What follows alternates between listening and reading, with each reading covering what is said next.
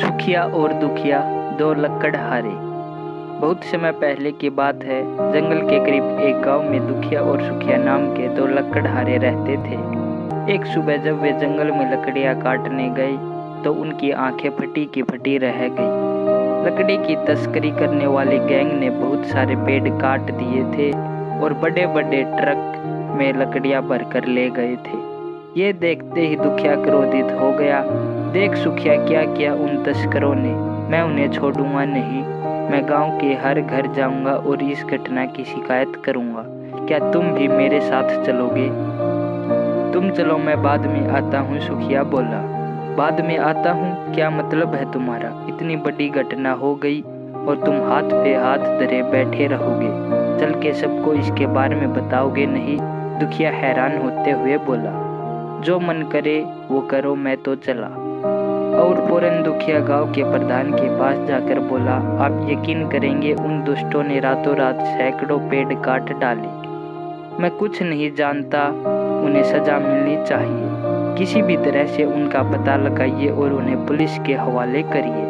और इसके बाद दुखिया घर घर जाकर यही बात बताने लगा और साथ में सुखिया की भी शिकायत करने लगा कि इतना कुछ हो जाने पर भी उसे कोई फर्क नहीं पड़ा और वो इसके लिए कुछ भी नहीं कर रहा है।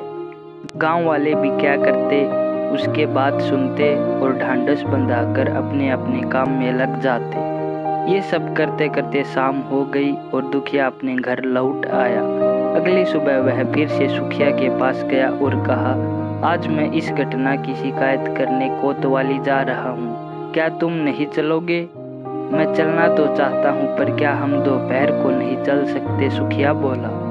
समझ गया, तुम टाल मटोल कर रहे हो, मैं अकेले ही चला जाता हूँ। और दुखिया गुस्से में वहाँ से निकल गया। अगली सुबह दुखिया के दिमाग में आया कि इस घटना को लेकर गांधी चौक पर धरना दिया जाए और वह अपनी योजना लेकर सुखिया के घर पहुँचा। खटखट खटखट। दुखिया ने सुखिया को आवाज देते हुए दरवाजा खटखटाया।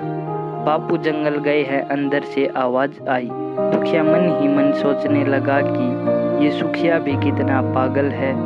अब जब हमारे मतलब के पेड़ ही नहीं रहे तो वो जंगल में क्या करने गया है? वह फौरन सुखिया को बुलाने के लिए जंगल की ओर बढ़ गया। वहां पहुंचकर उसने देखा कि सुखिया उस जगह को साफ कर उसमें नए पेड़ लगा रहा है। दुखिया बोला, ये क्या कर रहे हो? अभी बहुत से लोगों को इस घटना के बारे में पता नहीं चला है और तुम यहाँ नए पेड़ लगाने में समय बर्बाद कर रहे हो। क्यों कर रहे हो ऐसा? क्योंकि बस शिकायत करने से पेड़ वापस नहीं आ जाएंगे, सुखिया बोला। दोस्तों, कुछ बुरा होने के बाद जो काम सबसे आसान होता है वो है शिकायत करना। और शायद इसलिए हर कोई इस आसान काम को करने में ही लगा रहता है।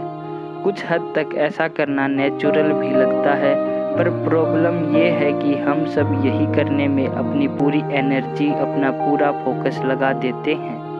हम ये नहीं सोचते कि जो समस्या पैदा हुई है उसके समाधान में हम खुद क्या कर सकते हैं। क्या गली में कचरा फैलने पर हम खुद एक डस्टबिन लगा सकते हैं? क्या ट्रैफिक जाम कम करने के लिए हम कार की जगह मेट्रो से जा सकते हैं?